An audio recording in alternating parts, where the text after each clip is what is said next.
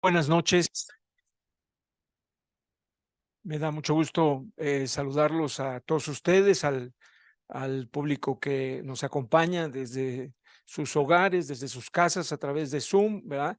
Y también al público aquí presente. Es para mí un verdadero gusto presentar una mesa de análisis de uno de los temas más relevantes de la actualidad, como es este conflicto entre Gaza e Israel.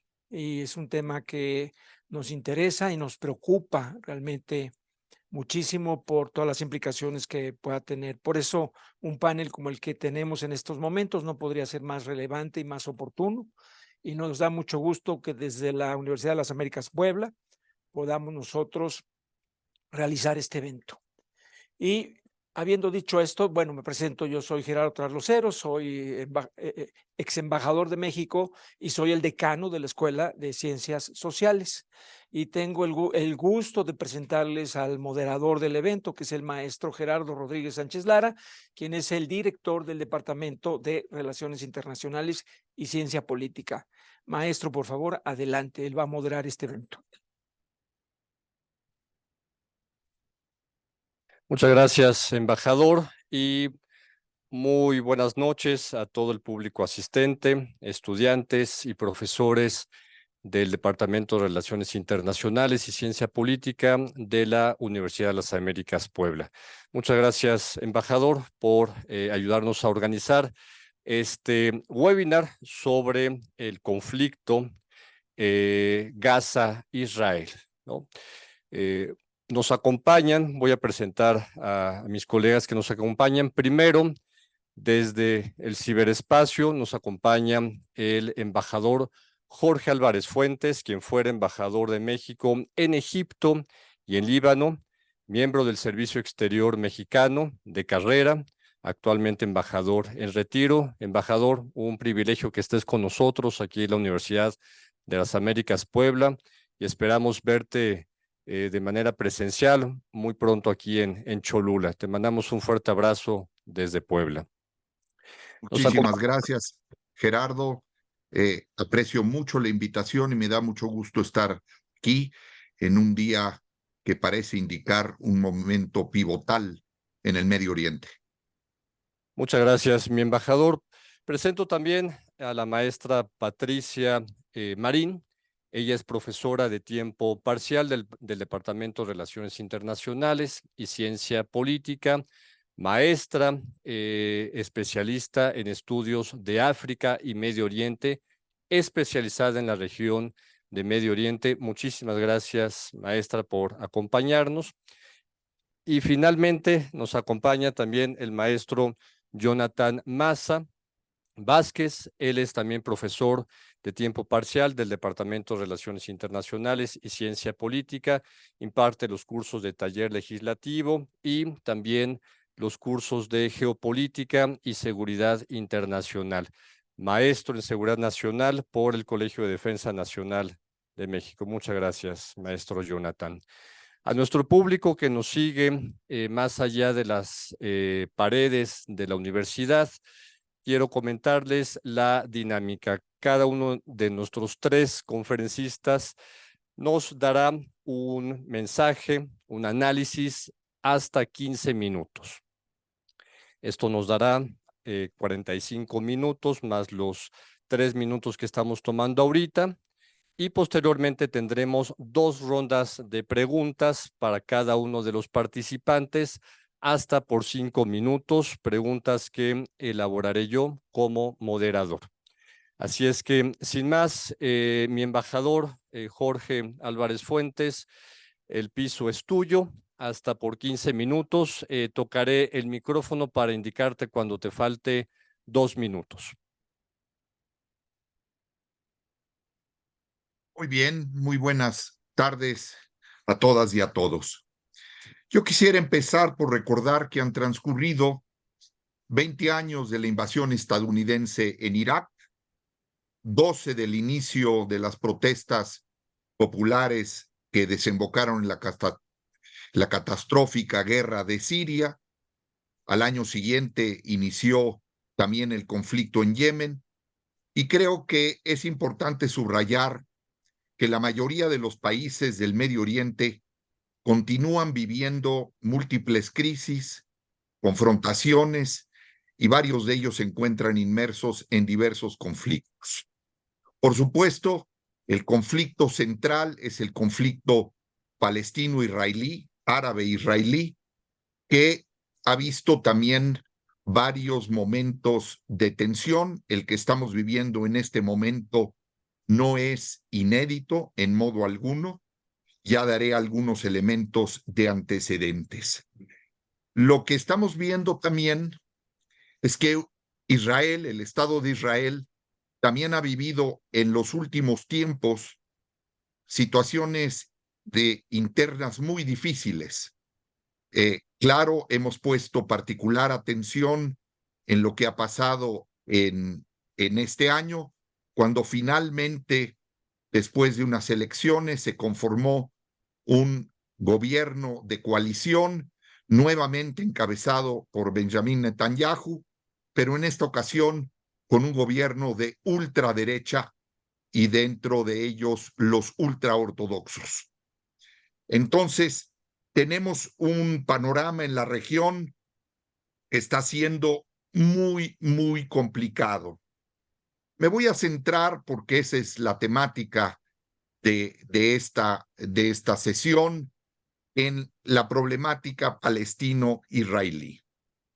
Las condiciones sobre el terreno se han agravado en forma muy notoria. Hoy tenemos primero que registrar que han pasado ya varios años sin que se haga ningún esfuerzo para impulsar una solución pacífica negociada del conflicto. Muchas acciones están socavando cualquier perspectiva de paz. Naciones Unidas ha venido advirtiendo de ello y podemos resumirlas en algunos puntos muy concretos. A pesar de que miembros importantes de peso como la Unión Europea o los Estados Unidos y otros países han señalado que los asentamientos de colonos judíos son ilegales, estos han continuado. Es una verdadera contradicción porque la propia legislación israelí los considera ilegales, pero hay una serie de subterfugios mediante autorizaciones administrativas. Gran parte de la posibilidad de formar el gobierno de Netanyahu a partir de enero de este año se debe, claro, al apoyo de los colonos. Pero también no son solo esto, es la expansión en la construcción de colonias, como decía, pero también el hecho de que se han empoderado a los colonos, que inclusive tienen ahora grupos de choque. Entonces, hemos visto en el último año una incesante escalada de violencia contra los palestinos, tanto en los territorios ocupados de Cisjordania como en la Franja de Gaza. Por ejemplo, el ejército israelí ha llevado a cabo acciones para neutralizar, entre comillas, a milicianos palestinos armados. También han ido en aumento las detenciones arbitrarias, las demoliciones de casas, y se cuentan hasta el estallido de esta última crisis a partir del sábado 7 de octubre, en más de 100 palestinos y, por supuesto, también 18 israelíes que han perdido la vida.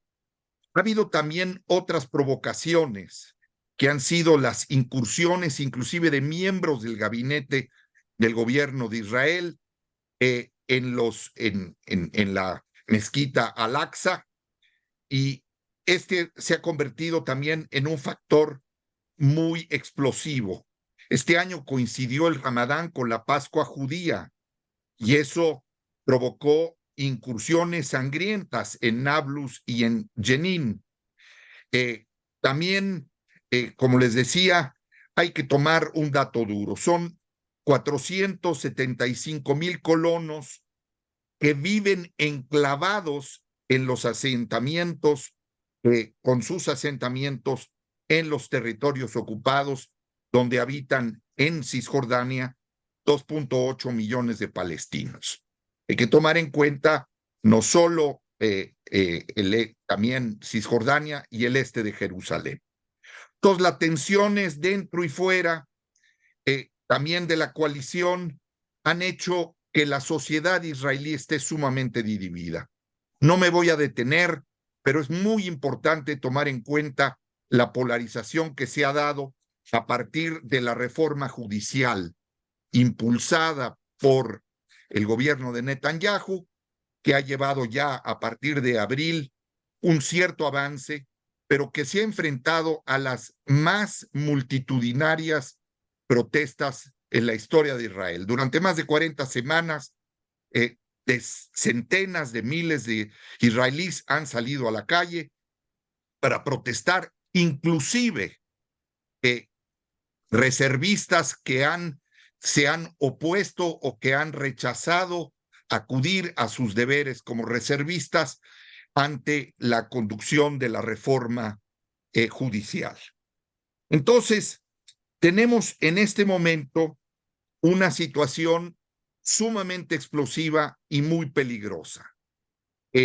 Como les decía, los enfrentamientos en los territorios ocupados han ido en aumento. ¿Qué ha pasado en Gaza? Los lanzamientos de cohetes se han convertido en una suerte de intermitencia normal. Entonces,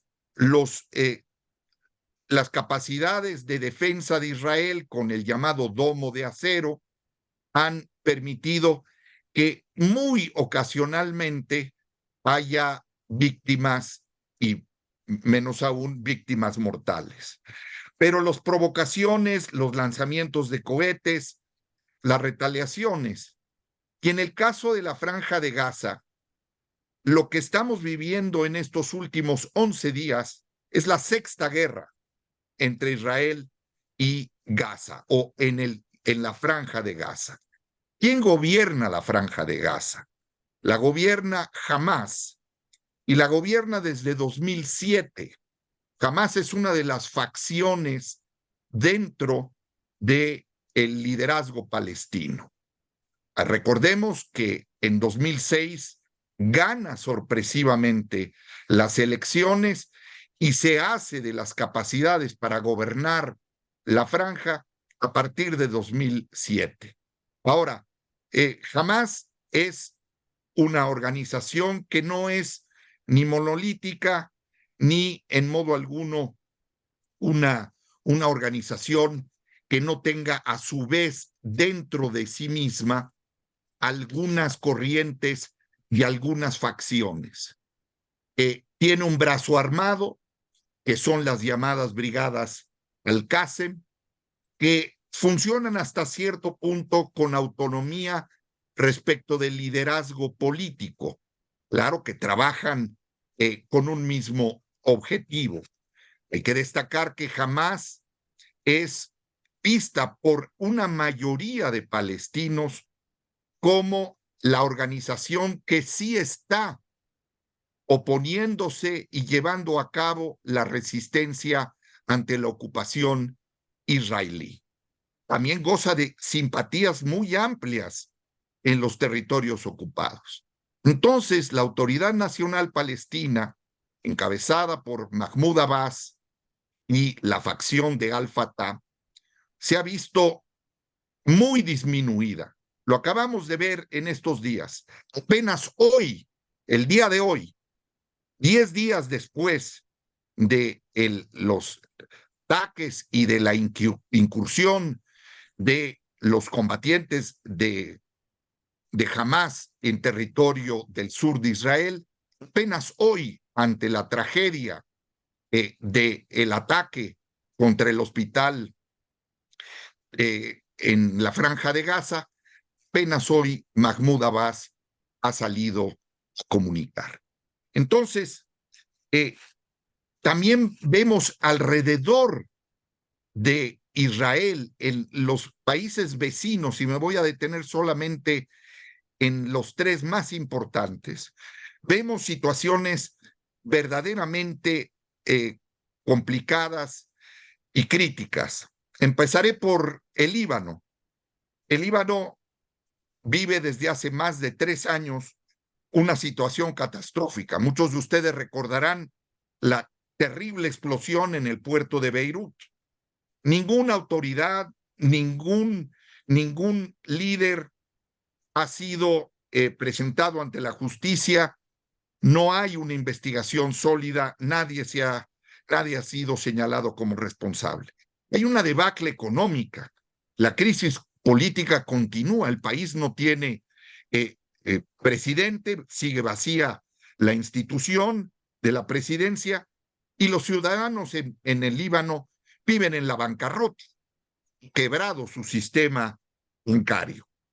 En la frontera sur se encuentra el que es el verdadero poder dentro del Líbano, que es la organización y movimiento de resistencia islámica Hezbollah.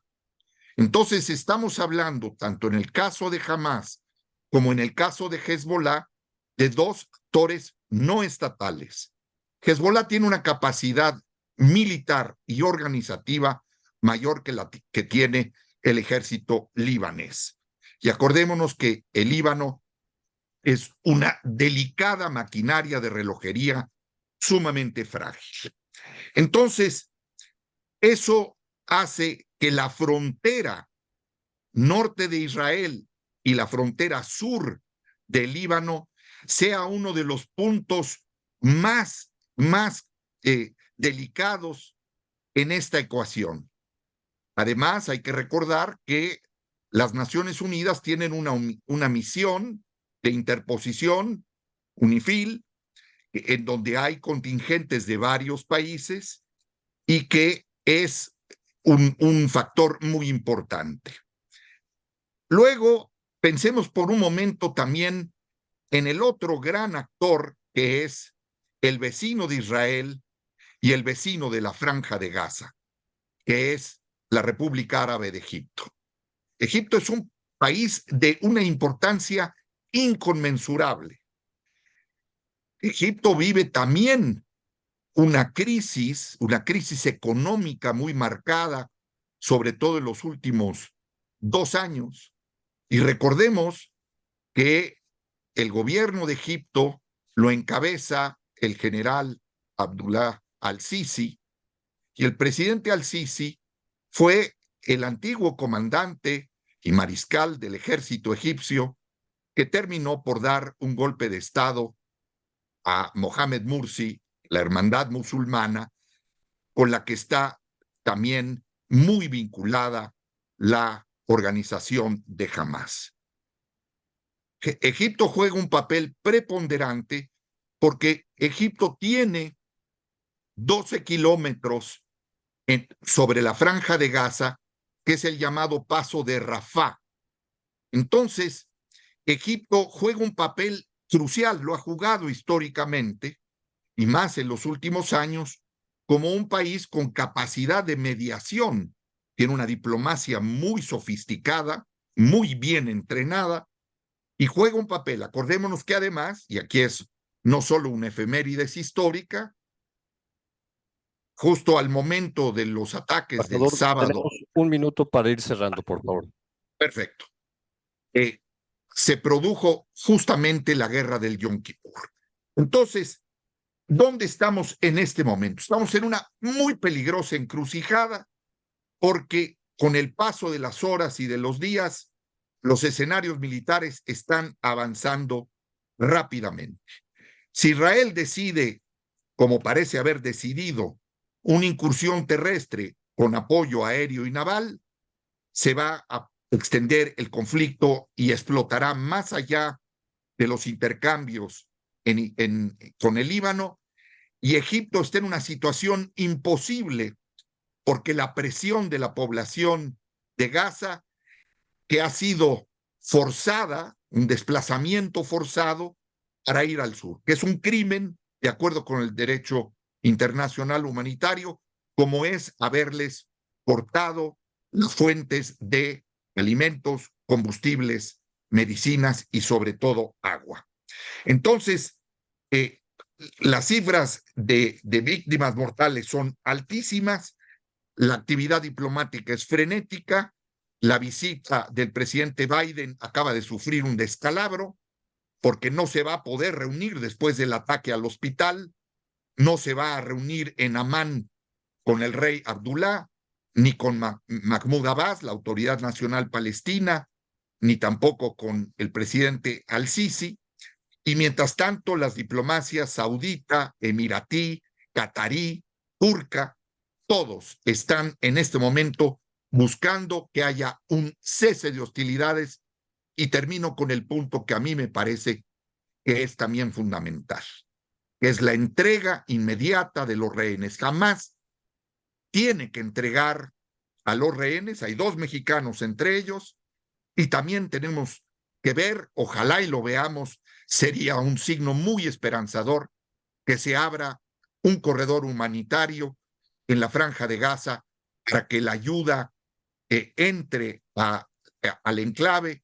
Y claro, no podemos dejar de considerar que el Consejo de Seguridad de Naciones Unidas está paralizado, no prosperó la declaración, el proyecto de declaración de Rusia, y no le veo muchas posibilidades a que el proyecto brasileño que preside el Consejo prospere. Dejo aquí mi exposición para la sesión de preguntas y respuestas. Muchas gracias.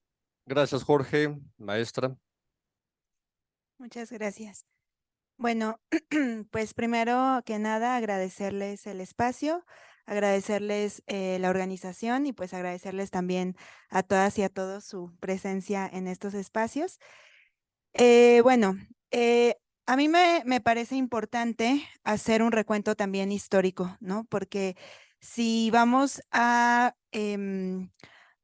intentar analizar y entender lo que está pasando hoy en día, creo que pues siempre es necesario hacerlo desde una perspectiva pues que involucre, ¿no? Todas las complejidades que se dan en la situación presente. Entonces, pues en ese sentido, pues hay que regresarnos, ¿no? Algunas décadas en el siglo XX e incluso tal vez un poco antes. Porque creo que también es importante justamente para entender por qué es que la población, hace rato el embajador mencionaba algo importante, ¿no? Jamás cuenta con apoyo popular, ¿no? Según las últimas encuestas, se habla de alrededor de un 55% de la población que pues está a favor, ¿no? De la resistencia armada en Hamas. Y a mí me parece importante entonces entender, ¿no? De dónde viene pues también este apoyo. Y entonces para eso pues hay que regresarnos a 1948. 1948 pues es un año sumamente importante, es un año clave porque pues es cuando se da la primera guerra árabe-israelí, el 15 de mayo de 1948, y es una fecha sumamente significativa porque tiene 2 interpretaciones completamente distintas. Para el Estado de Israel, pues es la celebración de la creación de un Estado para el pueblo judío, y para la población palestina implica lo que ellos le llaman la Nakba, que la Nakba en árabe significa la catástrofe.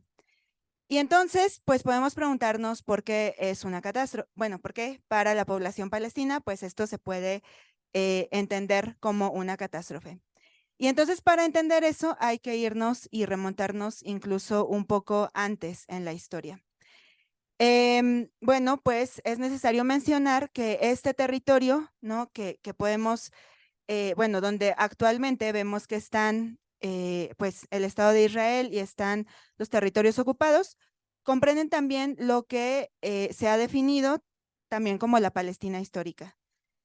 En ese sentido, bueno, pues la Palestina histórica en su momento era parte del Imperio Otomano, cuando ocurre todo este desmembramiento del Imperio Otomano a manos de las potencias europeas, es que podemos ver que hay como una transición en quien controla y administra el territorio.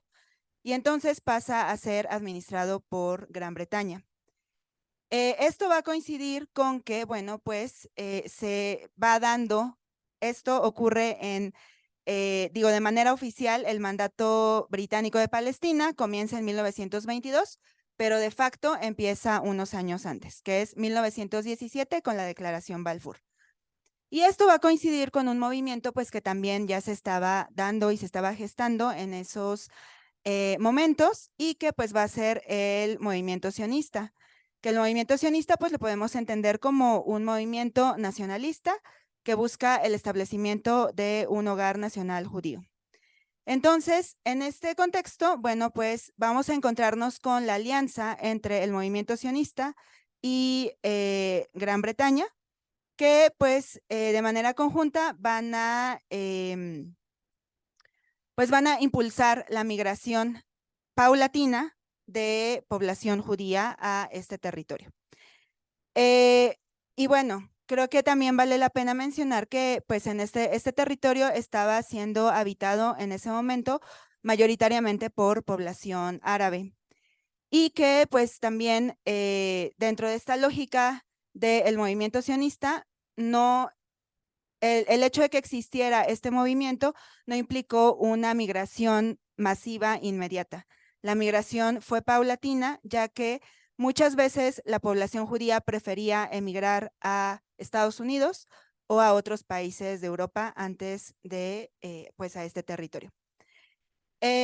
Bueno, entonces pasan los años y bueno, pues empieza a desarrollar diferentes asentamientos que pues muchas veces no van a ser bienvenidos por parte de la población palestina, bueno, en ese momento de la población árabe, y pues vamos a encontrarnos también con una serie de revueltas. Por ejemplo, vamos a tener la revuelta de 1936 a 1939, ya que desde esta perspectiva, pues, bueno, acá creo que hay que considerar también que no fue una cuestión que se les preguntara o que se les consultara necesariamente, y pues, por lo tanto, va a haber una posición crítica al respecto.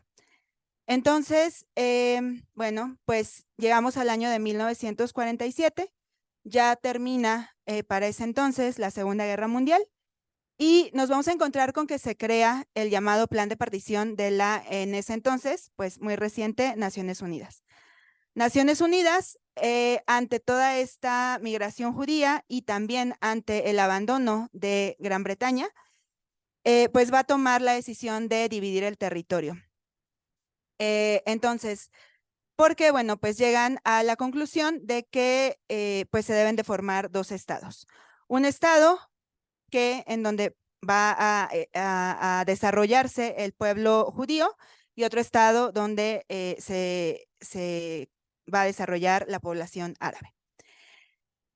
Bueno, este plan de partición, pues hay que mencionar dos cosas. Una de las causas o de las razones que motiva el plan de partición, pues es toda la culpa que sentían las potencias europeas por pues todo lo acontecido durante la Segunda Guerra Mundial.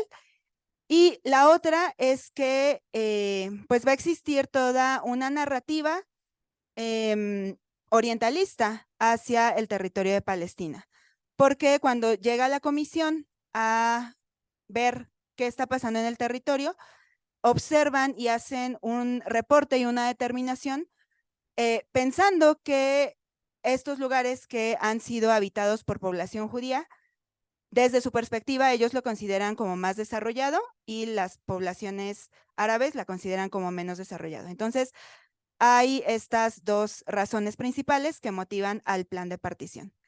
Se lleva a cabo el plan de partición, y entonces, pues esto va a generar todavía aún más protestas, porque además se piensa, ¿no? Desde una perspectiva palestina en ese momento, se le ve a, pues a este plan de partición como una imposición. Y bueno, eso nos lleva entonces a el año de 1948 y que bueno, vale también acá la pena mencionar que justamente antes incluso de que se declarara la creación del Estado de Israel, que fue el 14 de mayo del 48, ya desde el 47 empiezan a llegar aún más habitantes al territorio y bueno, pues también se llevan a cabo algunas masacres. Masacres en el territorio, por ejemplo, de Der Yassin, de Safsaf y de Salha, son algunas de las más reconocidas. Y bueno, pues eso también implicó la salida masiva de población árabe y bueno, pues a quien eventualmente, ya unos años más tarde, Naciones Unidas les reconoce el derecho al retorno, porque reconoce que salieron en una condición pues forzada, problemática y que por lo tanto tienen derecho a regresar a sus, bueno, a este espacio. Entonces, bueno, es importante tener este contexto histórico porque pues justamente es una de las, a partir del 48, pues nos vamos a ir encontrando con diferentes guerras a lo largo de las siguientes décadas. Tenemos el Canal de Suez en el 56, tenemos la Guerra de los 6 Días en el 67, tenemos el Yom Kippur en el 73, y bueno, todo esto va a generar una serie de cambios en el territorio, ¿no? Y que este plan inicial de partición de la ONU, pues, no termine por ser respetado, ¿no? Si comparamos los mapas antes del plan de partición con el plan de partición y después del plan de partición, pues podemos ver cambios significativos. Y entonces este contexto también es importante, me parece mencionar, porque justamente nos sitúa en esto que mencionaba el embajador, ¿no? Nos sitúa en que pues actualmente tenemos dos territorios, tenemos por un lado Cisjordania y tenemos por el otro lado la Franja de Gaza. Dos territorios que no están, o sea, que están separados entre sí. Y además tenemos que en Cisjordania, pues justamente ha habido toda una serie de asentamientos israelíes y que estos asentamientos pues justamente son considerados como ilegales pues por diferentes mecanismos y diferentes herramientas internacionales, ¿no? Entonces, bueno, pues en este contexto es justamente cuando va a ser en 1987 cuando ocurre lo que se denomina la primera intifada. En la primera intifada, bueno, acá creo que ya en varios análisis se ha hablado de la relación desproporcional de fuerza que tiene la población palestina y el gobierno de Israel. Y entonces, pues la primera intifada fue muy relevante porque fue una serie de protestas que se llevaron a cabo de manera espontánea, ¿no? Ante el hartazgo de la población, ante esta situación y también este desequilibrio de fuerzas, pues la población palestina se levanta en estas protestas y entonces justamente es también este año, 1987, cuando se crea el que se denomina el Movimiento de Resistencia Islámica, Hamas. Y también, como lo mencionaba el embajador, ¿no? Hamas se constituye a partir de estas diferentes fases. Y una de las cosas que vale la pena mencionar por fases me refiero, más que fases, quería decir esferas, que está el brazo armado, está la parte política y está la parte social. Pero acá lo que quería mencionar también es que justamente una de las cuestiones que va a reivindicar Hamas es el derecho, pues, a tener un territorio para el pueblo palestino y que ese territorio debe ser el que regresa a partir de 1967, ¿no? De la guerra, de la llamada Guerra de los 6 Días. Entonces, bueno, esa es una de las cosas. La segunda es que, pues que Hamas también ha tenido una es sumamente diverso, ¿no? Es un actor sumamente diverso que reivindica, ¿no?, esta necesidad de tener un Estado para Palestina, pero que también sí ha estado dispuesto a negociar con Israel, ¿no? En determinados momentos. Y por ejemplo, ahora, en este contexto mucho más contemporáneo, pues podemos, Hamás ya dijo que va a, o sea, que va a negociar estos rehenes a cambio de 6,000 prisioneros políticos palestinos, ¿no? Entonces, y bueno, esto me lleva a, pues justamente a pensar en que también una de las razones por las que hay este apoyo y que vale la pena mencionar, no toda Palestina, no todos los palestinos y todas las palestinas apoyan a Hamás, pero sí tiene un apoyo significativo. Entonces, esto me lleva a mencionar que justamente una de las razones por las que también hay este apoyo significativo es porque en los distintos momentos en que se ha buscado la paz a través de la negociación, la causa palestina ha sido una de las cosas que queda al último. Cuando se firman los acuerdos de Oslo en 1993 y que se firman mediante Yasser Arafat, al final esto por parte de la población palestina pues va a ser visto como pues como una especie de traición, porque finalmente lo que va a estar en primer lugar sobre la mesa va a ser Israel buscando negociar con sus vecinos y buscar el reconocimiento y la legitimidad de los países árabes, pero la causa palestina queda relegada, ¿no? Entonces, bueno, no sé cuánto tiempo me queda. ¿Sí?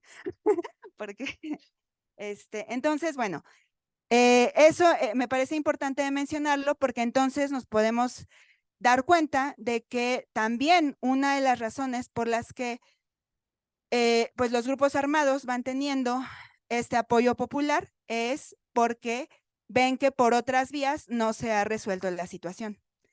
Vemos que, bueno, después de Oslo, que fue en el 93, pues ha habido diferentes incursiones y diferentes también ataques por parte del gobierno de Israel, ¿no?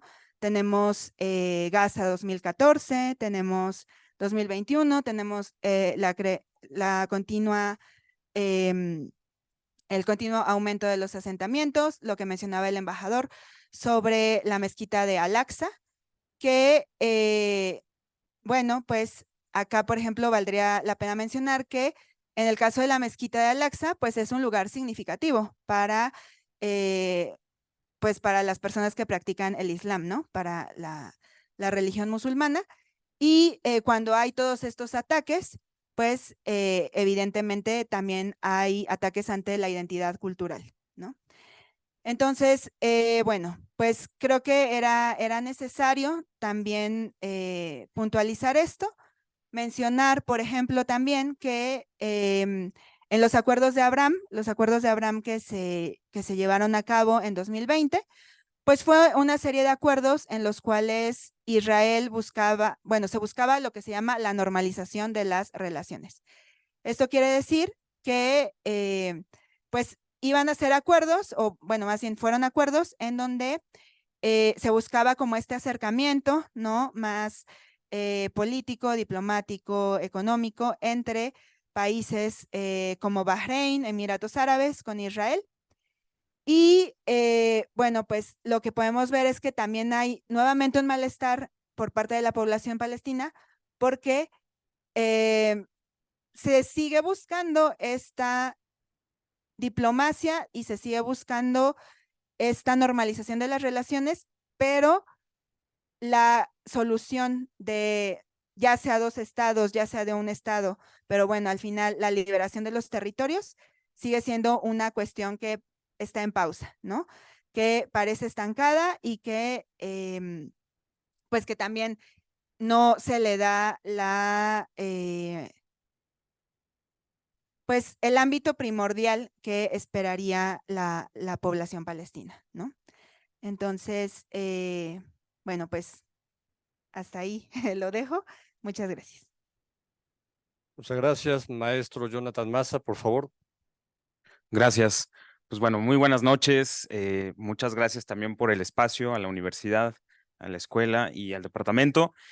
Y bien, voy a comenzar. A grandes rasgos, podría yo compartirles que desde una visión de la geopolítica hay que entender tres grandes niveles de orden en el mundo, ¿no? Por un lado, el orden mundial, que vendría siendo esa concepción que se diseñó en la Paz de Westfalia, ¿no? En 1648, creo que los internacionalistas conocen muy bien esa historia de sus materias de teoría de relaciones internacionales e historia de la diplomacia, pero básicamente ese orden global que fue acuñado por una visión del mundo muy específica europea, es lo que ha perdurado a lo largo de todos esos siglos, desde 1648 hasta nuestros días. Y esa concepción del orden, que es una concepción, insisto, europea, para garantizar la distribución del poder mundial desde esa concepción, pues básicamente ya ha llevado a la práctica es lo que conocemos como un orden internacional, ¿no? El orden mundial, esa concepción ideal de la distribución del poder, el orden internacional como esa aplicación práctica de un sistema de reglas, de valores, de concepciones de límites para poder equilibrar ese poder entre los actores preponderantes en el sistema internacional, que son precisamente los estados nacionales. Y después tenemos lo que podría conocerse como el orden regional, es decir, cómo en la práctica ese tipo de premisas se aplican a los órdenes regionales, ¿no? Tenemos el caso específico que nos ocupa, el caso del orden regional de Medio Oriente, y que básicamente ese orden regional ha sido, pues ya lo comentaron históricamente, todas esas partes de la historia que nos han mostrado cómo ha fluctuado de diferente manera, pero ya en la época reciente de lo que podemos abordar es que es un orden que está completamente ahora en un caos por esta circunstancia específica del conflicto Gaza-Israel. Y específicamente porque podríamos decir que recientemente, después de todos estos acontecimientos de guerras durante el siglo XX, en el siglo XXI se alcanzó una cierta estabilidad o una paz temporal entre la situación de Gaza o de Palestina y de Israel. Sin embargo, no ha habido una solución final que es la creación de dos estados, como tanto se ha promulgado en diferentes foros internacionales. Y esta situación que estaba relativamente estable, a pesar de que, por supuesto, en los últimos años han ido escalando los enfrentamientos, pues básicamente la antesala de una próxima intifada, ¿no? Que a mí me parece que por ahí va también la circunstancia social de los palestinos, pero básicamente tenemos un orden regional con actores preponderantes. Uno de ellos es Israel, hablando de los estados-nación, y otro de ellos es, por supuesto, Irán, que surge a partir de los años 70, cuando triunfa la revolución islámica, ¿no? La revolución en ese país. Y llena ese vacío que los países árabes dejaron después de llegar a acuerdos sustanciales con Israel después de las guerras de los 6 días y del Yom Kippur en los años 70 y 80. Entonces, básicamente, entre la década de los 80, los 90 y los 2000, ese vacío de poder por parte de los países islámicos lo llena de alguna forma Irán con respecto a los palestinos, con respecto, por ejemplo, al Líbano o en este caso también a Hezbollah y, por supuesto, a Hamas en el caso de Palestina. Y entonces lo que tenemos es precisamente la explosión de esa bomba de tiempo que continuamente está pues en esas circunstancias, ¿no? Aquí un poco también el panorama que podemos abordar es que ese orden regional que está en constante desequilibrio también no permite que exista un actor hegemónico en ese orden regional. Es decir, Israel no es lo suficientemente capaz como para pelearse contra todo ese mundo islámico. Irán no es lo suficientemente fuerte como para destruir por sí solo a Israel. O tenemos, por ejemplo, a los países árabes, ¿no? Los países de esta rama del Islam sunís, que tampoco son lo suficientemente fuertes para incluso decisivos para enfrentarse a Israel después de las guerras en las que pelearon contra Israel y perdieron. Por lo tanto, tenemos un orden que más o menos se mantiene equilibrado en este sentido de la óptica del equilibrio de poder regional, de tal forma que también el resto de los países del mundo, especialmente las potencias que están lejanas, como pueden ser Rusia, China, los países europeos, Estados Unidos, pues procuran mantener ese tipo de orden, ese status quo, que para la realidad que viven las personas en ese territorio de Palestina, Gaza, Israel, pues es una estabilidad estresante. Digo, yo me quisiera imaginar cómo es que viven el día a día las personas en esos lugares y no creo que sea algo en lo que realmente piensen o crean que viven en una paz, ¿no? Nosotros lo podemos estar aquí analizando desde este auditorio, desde los libros, y podemos decir, hay una relativa paz, pero en la realidad, pues no la hay, ¿no? En la práctica. Y algo que también han mencionado aquí, a quienes me han antecedido en la palabra y que es importante mencionar, es que esta realidad que ha estado explotando también requiere una perspectiva de lo social que está sucediendo en Palestina y sobre todo en los dos territorios de Gaza y Cisjordania. Y es el cambio generacional. Los jóvenes, como ustedes, que ya no vivieron ni siquiera la segunda intifada, ¿no? En los años 2000, a inicios de la década de los 2000, sino que ya nacieron posteriormente a esa época, cada vez también ellos se han sentido más decepcionados de su propio gobierno, de la autoridad palestina, que también nos acaban de mencionar el embajador, cómo ha tenido un declive la legitimidad de la autoridad palestina actualmente, y eso también ha llevado a que los propios palestinos, sobre todo las nuevas generaciones, se radicalicen con respecto a poner una solución a la creación de su Estado, ¿no? Y eso es algo que, por supuesto, Israel y sus instituciones pues temen, porque definitivamente si nosotros nos pusiéramos a pensar cuál sería el interés de Israel, si crear o no crear un Estado, por supuesto, creo que podríamos afirmar que el interés de Israel es en no crear un Estado dentro de su propia demarcación, ¿no? Es decir, tener un Estado dentro de otro Estado con otras reglas, porque eso implicaría también que el Estado palestino oficialmente, si existiera, tendría que o tendría toda la soberanía para decidir, por ejemplo, levantar unas fuerzas armadas propias, ¿no? Y esto representaría profundamente una confrontación con los intereses nacionales de Israel y representaría una seria amenaza a la supervivencia propia del Estado de Israel.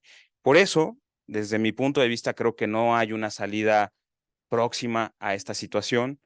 La delgada línea entre el conflicto y el posconflicto, que creo que cada vez vemos menos marcadas en prácticamente todos los conflictos que están actualmente activos en el mundo. Un claro ejemplo es el de Ucrania, otros han sido, por ejemplo, el de Sudán, muy cerca también.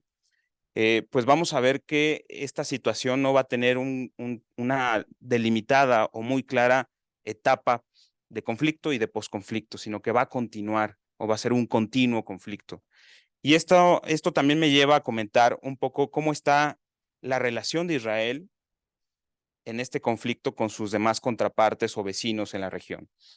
Por supuesto, ya comentaron estos acuerdos recientes, los acuerdos de Abraham o abrahámicos, que fueron muy importantes para Israel, sobre todo para retomar ese papel o ese rol como un actor preponderante en la región de Medio Oriente.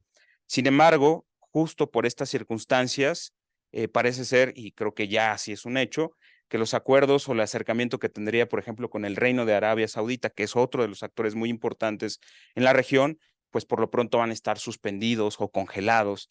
Y esto implica, por un lado, que la reputación de Israel con el resto de los países árabes, pues bueno, se va a ver también afectada. Sin embargo, en la práctica, también los países árabes son muy pragmáticos y tienen una relación comercial activa con Israel, tienen un intercambio comercial muy importante e incluso hay oficinas de representación entre Israel y el Reino de Arabia Saudita, o por ejemplo con los Emiratos Árabes Unidos, o Bahrein, por ejemplo, y tiene una muy buena relación con Egipto, que se ha convertido en un aliado estratégico para Israel en toda esta etapa reciente de la historia del conflicto con Palestina o específicamente también con Hamás. Y por otro lado tenemos a Jordania, ¿no? Que también acabamos de ver que recientemente, hace unas horas, pues bueno, las circunstancias han obligado a que Jordania declare que no va a asistir a esta reunión o esta cumbre de 4 actores específicos con los que se iban a reunir también el presidente Joe Biden de Estados Unidos, precisamente por el reciente ataque, bueno, la presunción de que Israel atacó un hospital en el norte de Gaza, ¿no? Y es decir, algo que hay que valorar también en este escenario es que en una guerra o en un conflicto armado, todo es muy volátil. Un error en el envío de un misil, un error táctico operativo en el campo de batalla puede detonar toda una crisis diplomática que intenta desescalar el conflicto y que desafortunadamente eso parece indicar lo que está sucediendo hace unas horas y en estos momentos, ¿no? Entonces, me parece que a grandes rasgos, definir este escenario pues del orden regional nos habla también, ya hablándolo o llevándolo al nivel del orden internacional y el orden mundial, cómo está en crisis el tipo de reglas que se han propuesto para un orden mundial y un orden internacional actualmente, ¿no? Irán, que es ese actor, vamos a decirle, ponerle el mote de rebelde en la zona, y que cuestiona constantemente el sistema de valores del orden internacional basado en reglas, pues es uno de los actores que junto, por ejemplo, con Rusia o China, cuestionan el orden internacional en otros puntos geográficos del mundo.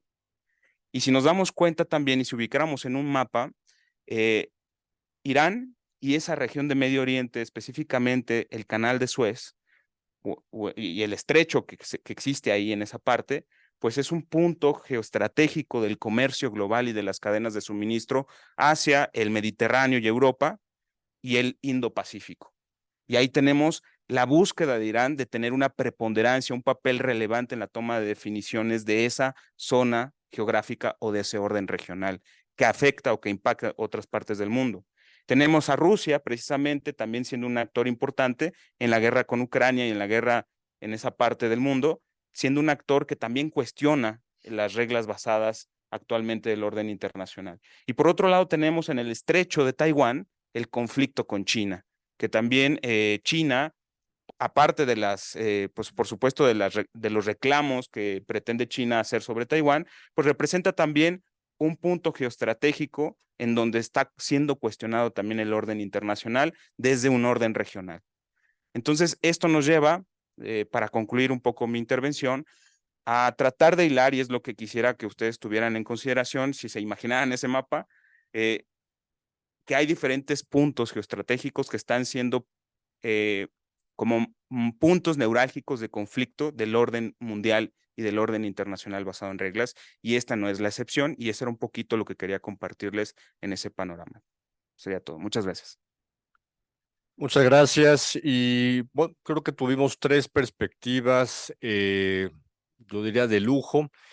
El embajador Jorge Álvarez Fuentes, con la experiencia que tiene de haber vivido crisis diplomáticas muy fuertes en la región, la perspectiva de lo que es Hamás también, tanto el embajador como la maestra Patricia Marín, ¿no? Explicar que Hamás no es solamente el brazo armado terrorista, es una organización política que ganó las elecciones de 2006, como bien lo apuntó el embajador, y la maestra es un brazo social de bienestar social que ha dado también a los palestinos.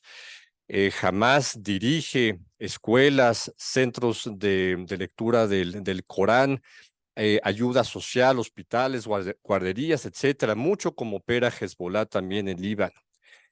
Y el maestro también, Jonathan Massa, nos explica que es un conflicto absolutamente que altera la geopolítica y este inestable equilibrio multipolar que vivimos actualmente.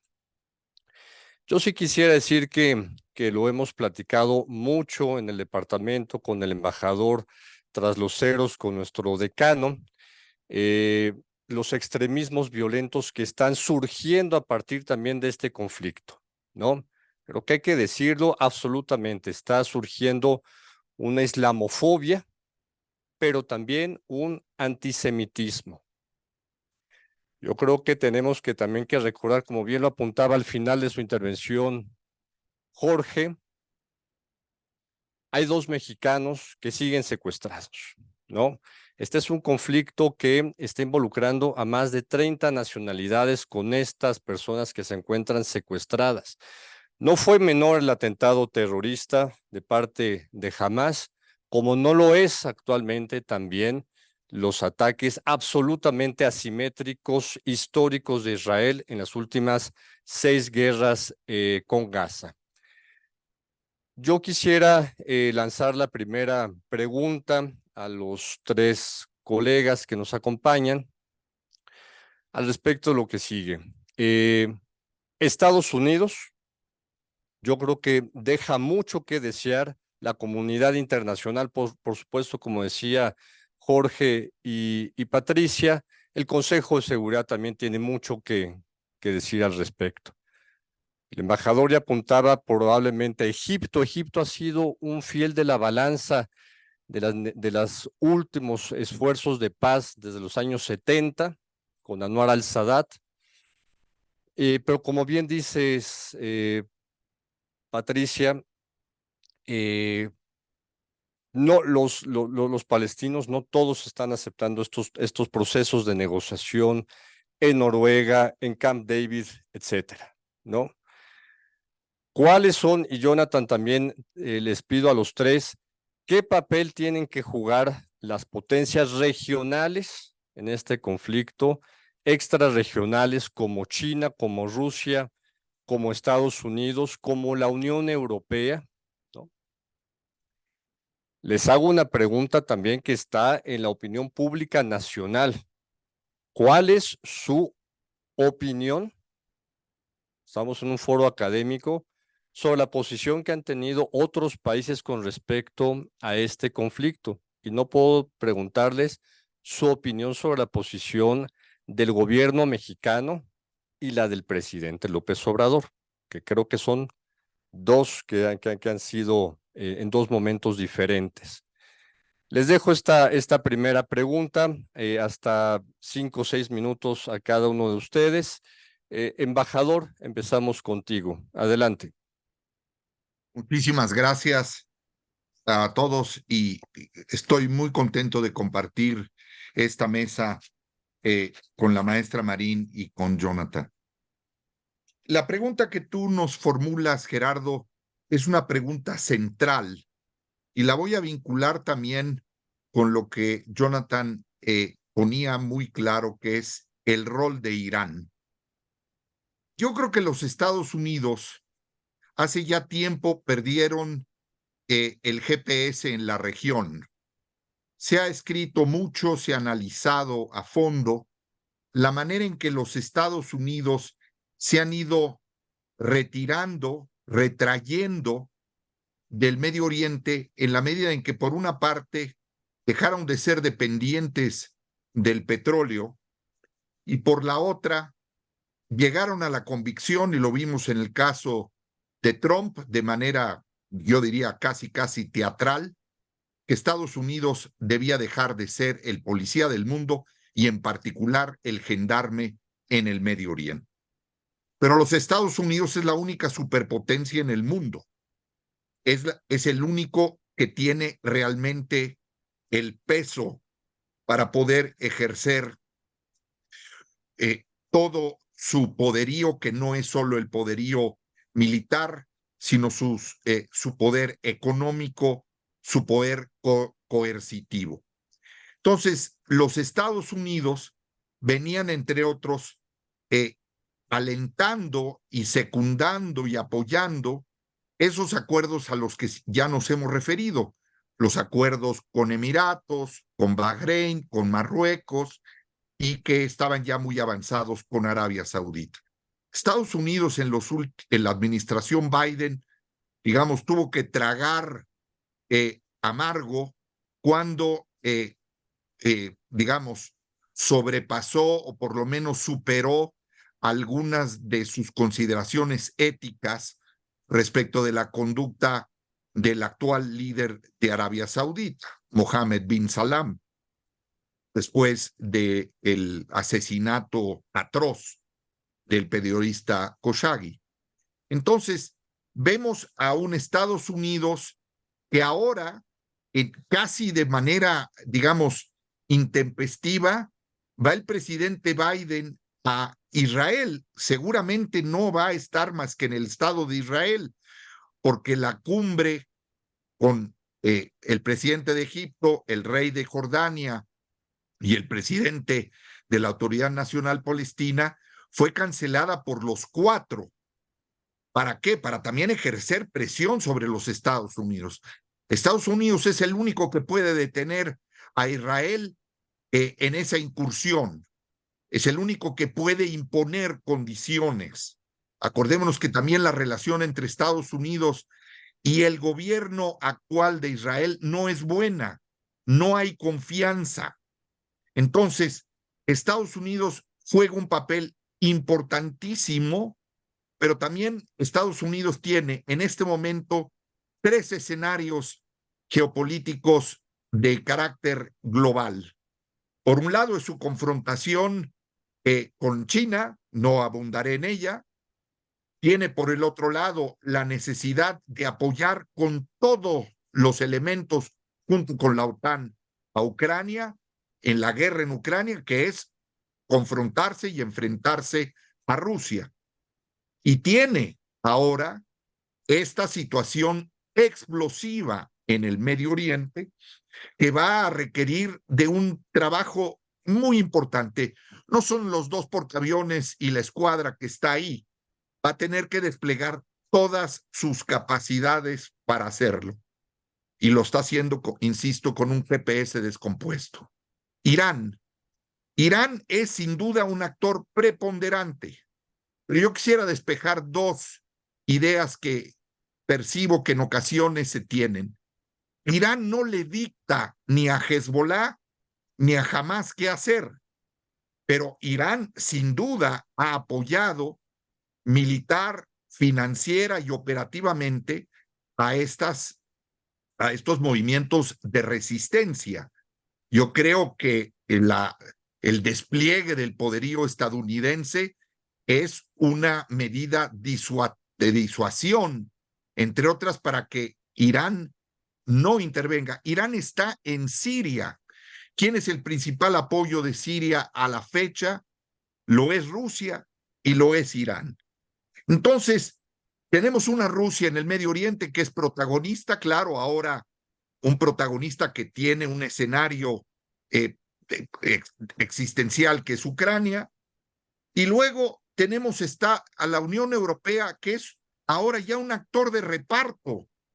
Los europeos también perdieron el foco y dejaron, se dejaron engañar de alguna manera también por el gobierno de Netanyahu, que pensó, no, bueno, a los palestinos en los campamentos que se pudran, a Hamas la controlaré y que se hunda la Autoridad Nacional Palestina para posponer y posponer y posponer, y como decía la maestra, hasta que el status quo prevalezca. Entonces, tenemos también a China. China ya tiene no solo una presencia, una actuación en el Medio Oriente. Nada más doy un dato y con esto termino. La diplomacia china fue la que estableció las condiciones para que Irán y Arabia Saudita establecieran relaciones diplomáticas. Entonces, estamos viendo en que las potencias intermedias, y no podemos dejar fuera de esta ecuación a Turquía y a Qatar. Son 2 actores clave, sobre todo Qatar, que tiene esa capacidad multifuncional y de interlocución abierta. Algunos de los líderes de Hamas, Meshal en particular, vive en Doha, y es Qatar el que probablemente pueda ser uno de los actores claves que en diplomacia por la puerta de atrás, como Turquía, pueda ayudar, entre otros, a desactivar la crisis de los rehenes. Si vemos la crisis de los rehenes, esto va a ser muy grave. No nos olvidemos, para Estados Unidos y para un demócrata como Joe Biden, a él no se le ha olvidado 1979, cuando irrumpe la revolución en Irán, la revolución islámica, Y acuérdense de la crisis de los misiles. Le costó la presidencia, ni más ni menos, la reelección a Jimmy Carter. Eso también. Biden no va a salvar a Netanyahu, va a salvar su posible reelección. Gracias, Jorge. Maestra. Gracias. Pues creo que también ahorita pensando en Estados Unidos, pues justo una de las cosas que ya se han dicho anteriormente es que en otras escaladas, digamos, o en otras crisis que se han efectuado en momentos anteriores, pues ahorita, por ejemplo, podemos ver que Israel ha hablado de esta incursión en tierra, sin embargo, pues no se ha realizado, ¿no? Y tenemos el papel de Estados Unidos.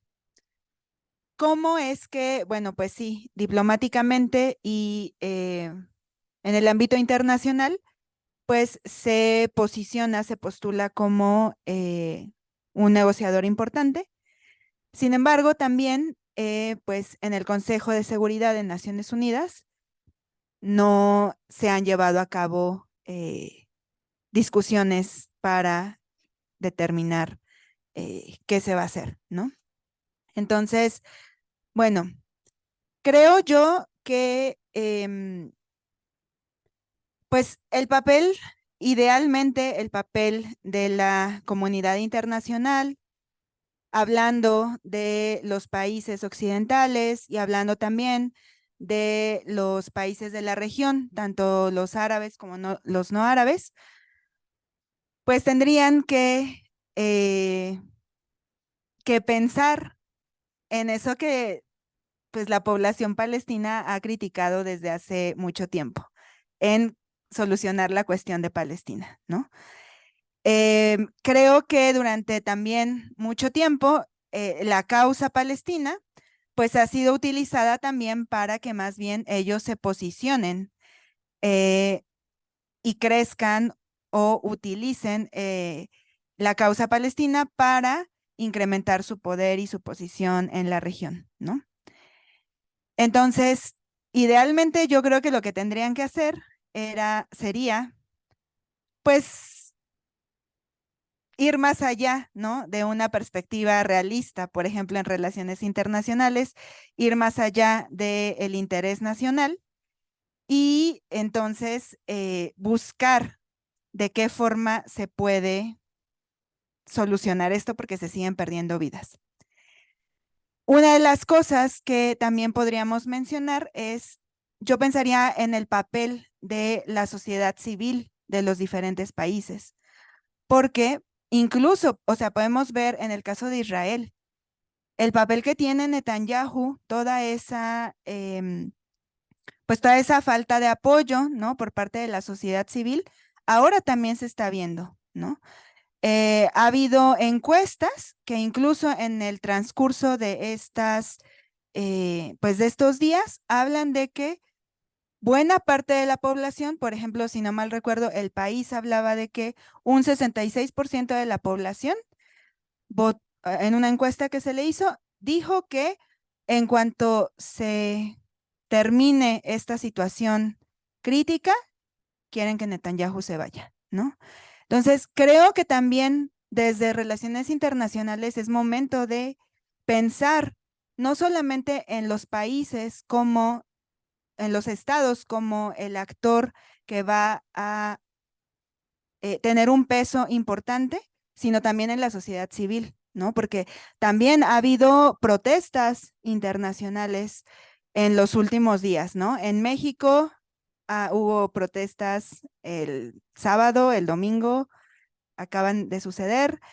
En Dinamarca, en los países árabes, ha habido protestas. Entonces, yo pensaría que si vamos a pensar a la comunidad internacional desde estos nuevos actores que se incorporan, creo que también habríamos que considerar al papel de las sociedades civiles. Gracias. Bueno, definitivamente coincido con lo que acaban de comentar, específicamente en que la presión que está surgiendo de parte de la sociedad civil en los países, especialmente aquellos países que tienen una coyuntura electoral, como es Estados Unidos, o de países árabes que podrían poner en riesgo la legitimidad de sus gobiernos si su sociedad está apoyando a los palestinos o la causa palestina, como por ejemplo Turquía. Hoy, en estas horas, hay manifestaciones afuera del Palacio de Gobierno en Estambul. Entonces, esas circunstancias sí pueden llegar a modificar en los cursos de acción que los gobiernos vayan tomando en relación a la situación del conflicto pues palestino-israelí, ¿no? Y básicamente también creo que esto es importante mencionarlo porque el bono de legitimidad que tenía Israel del fin de semana que recibió los ataques por Hamas hasta 10 días después ha disminuido considerablemente, producto también de pues el uso de fuerza asimétrica que por supuesto tiene las fuerzas de defensa israelíes contra la población, o bueno, contra Hamas y por supuesto las bajas civiles que producen pues los bombardeos, etcétera, ¿no? Y eso va a seguir ocurriendo precisamente como comentábamos hace un momento, ¿no? La guerra es impredecible, un fallo, un error en el envío de un misil puede afectar a un hospital, matar a civiles inocentes y modificar los cursos de acción que los países alrededor de la región puedan tomar en la posición. Si antes, por ejemplo, si hoy tenemos a un Egipto que es sumamente aliado de Israel porque le interesa, ¿por qué le interesa a Egipto ser aliado de Israel? Porque es un país en crisis, porque es un país que tiene no solamente una crisis interna, sino que está rodeado de conflictos, ¿no? Sudán, por ejemplo. Entonces, por supuesto que le interesa la estabilidad en la región, volver al status quo.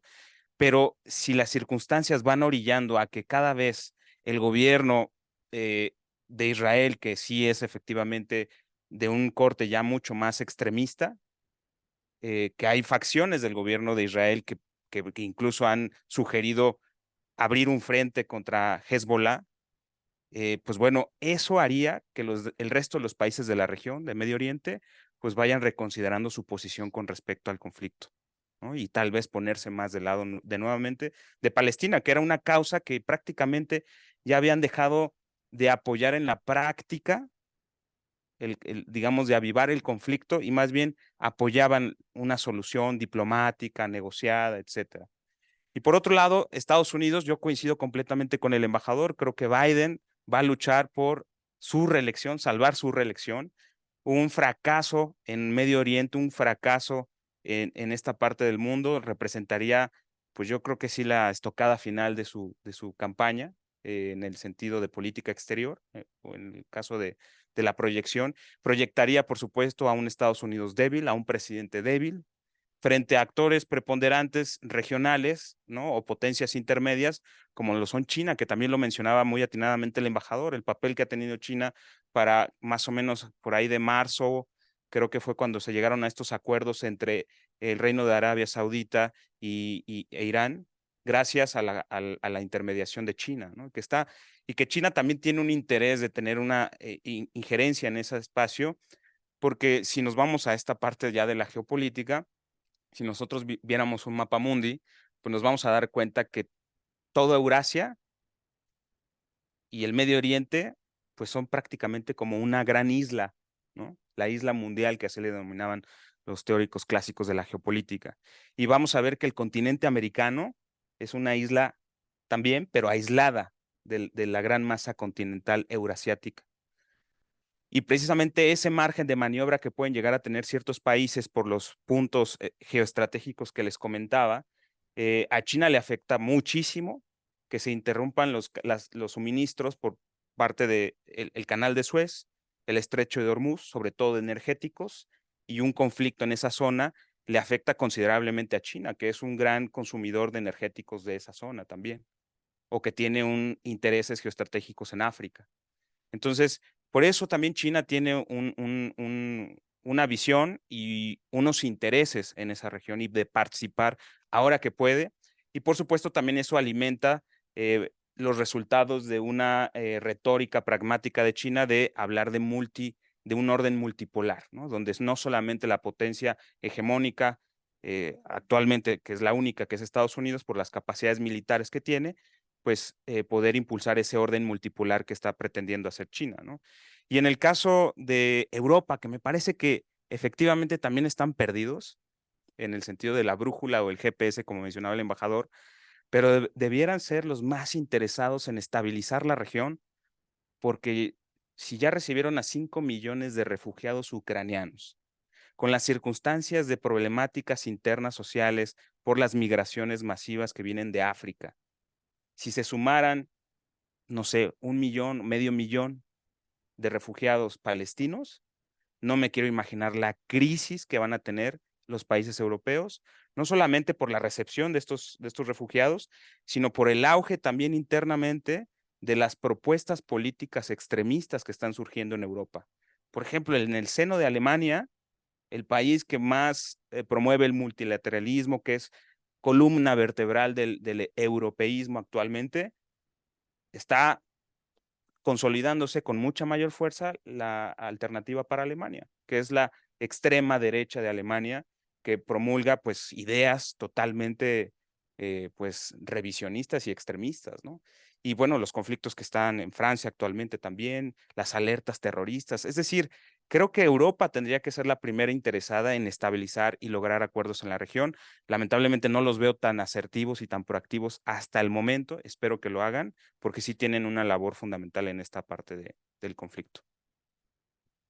Gracias. Se nos está agotando el tiempo y también por respeto del auditorio aquí en Cholula y más allá de estas paredes, yo les pediría en 2, 3 minutos que cada uno de nuestros expertos, experta, nos diga cuáles son los puntos estratégicos que tenemos que mirar desde México como seres humanos de este planeta que estamos viendo este conflicto. ¿Cuáles son esos temas estratégicos, embajador, maestra Patricia, maestro Jonathan, que tenemos que observar en el corto y en el mediano plazo a partir de este conflicto?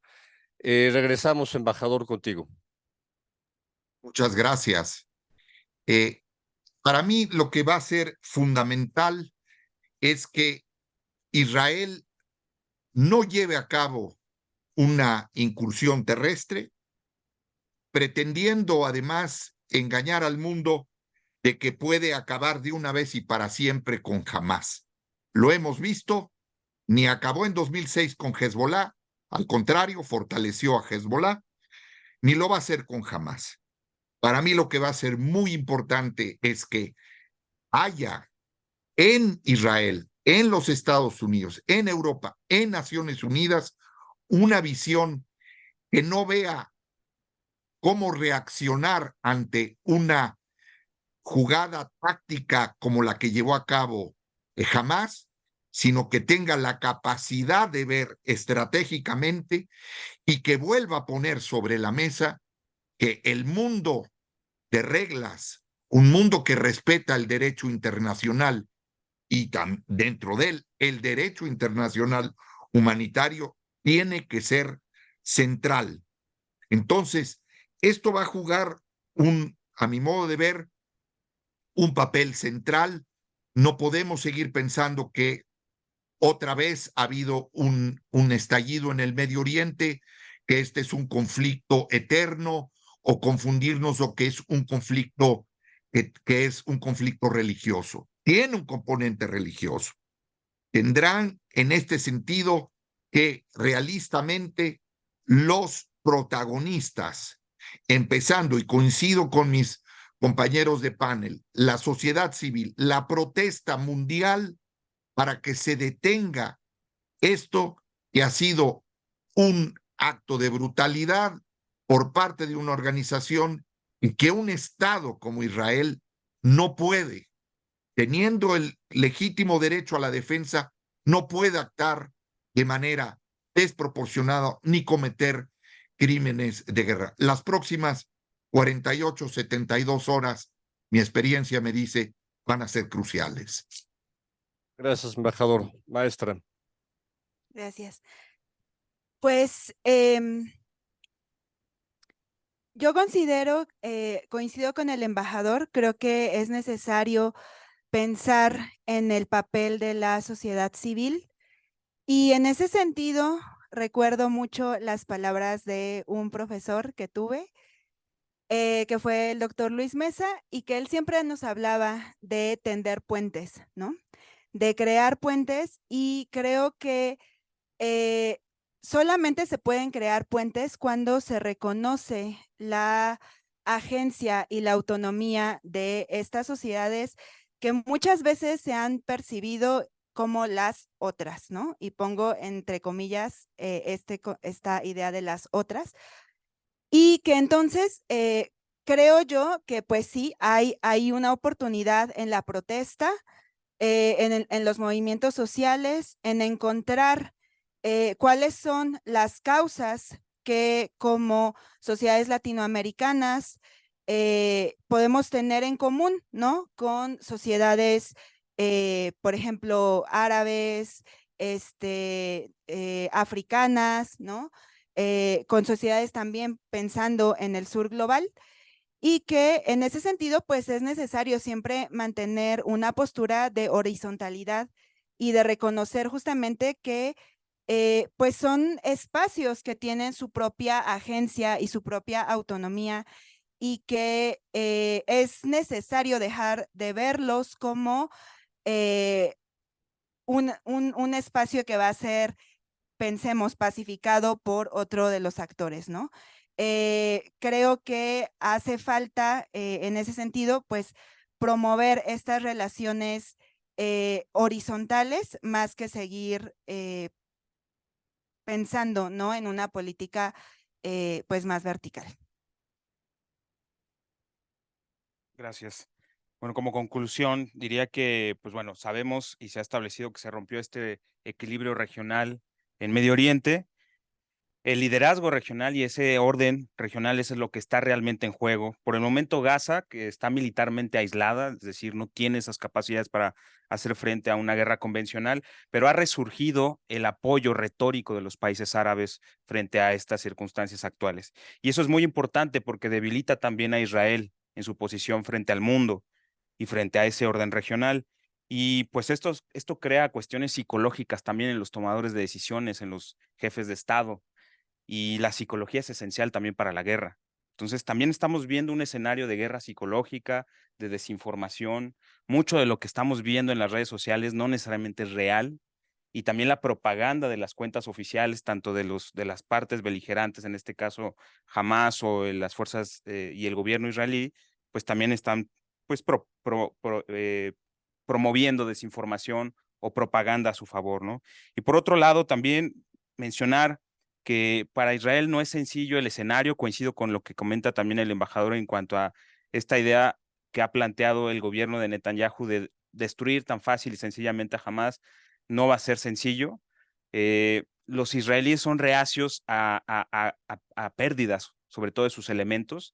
Por eso creo que la probabilidad de que ocurra un despliegue, una ocupación territorial por parte de la infantería israelí es todavía media, una probabilidad media. No la descartaría porque pues sabemos que luego pues nadie esperaba que Putin invadiera Ucrania, ¿no? Era racionalmente, no era lo más viable, pero lo hizo. Y pues racionalmente podríamos esperar que Netanyahu y su gobierno no hagan esta acción que podría escalar el conflicto a una guerra regional, pero eso podría ocurrir pues por las decisiones que tomen los actores. Y bueno, en ningún lugar del mundo es más complejo el desafío del orden internacional que mencionaba al inicio, tanto en lo que respecta a organizar el orden regional de Medio Oriente, como en lo concerniente a asegurar la compatibilidad de ese orden con la paz y la estabilidad del resto del mundo, es decir, del resto del orden internacional basado en reglas. Y bueno, en nuestra época, Oriente Próximo parece estar destinado a experimentar simultáneamente todas sus experiencias históricas: imperios, guerras santas, dominaciones extranjeras, guerras sectarias de todos contra todos, antes de alcanzar, si alguna vez lo llega a ser, un concepto definido de orden internacional. Hasta que lo logre, la región continuará siendo tironeada entre dos alternativas: unirse a la comunidad mundial o luchar contra ella, ¿no? Que creo que eso es lo más desastroso. Bueno, muchas gracias. Muchas gracias. Pues, ¿les parece? Les demos un aplauso a nuestros panelistas.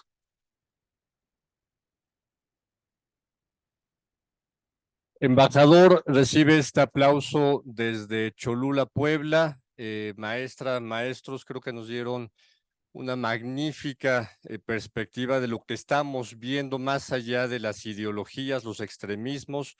Y finalmente terminar, agradecer al embajador Gerardo Trasloceros, nuestro decano, por el apoyo para organizar esta mesa, por supuesto, a Claudia Macías, a Anabel en el Departamento de Relaciones Internacionales y Ciencia Política, y a ustedes, estudiantes de Relaciones Internacionales, Ciencia Política, Relaciones Multiculturales, colegas que vienen de otros países, gracias por acompañarnos. Toño Montes, también muchas gracias por el apoyo logístico. A la mesa también de estudiantes de Relaciones Internacionales y Ciencia Política por ayudarnos con esta convocatoria. Que tengan magnífica noche y pues estamos con la gente que está sufriendo ahorita en esta región del mundo. Fuerte abrazo y muchas gracias a todos. Muchas gracias, muy buenas noches.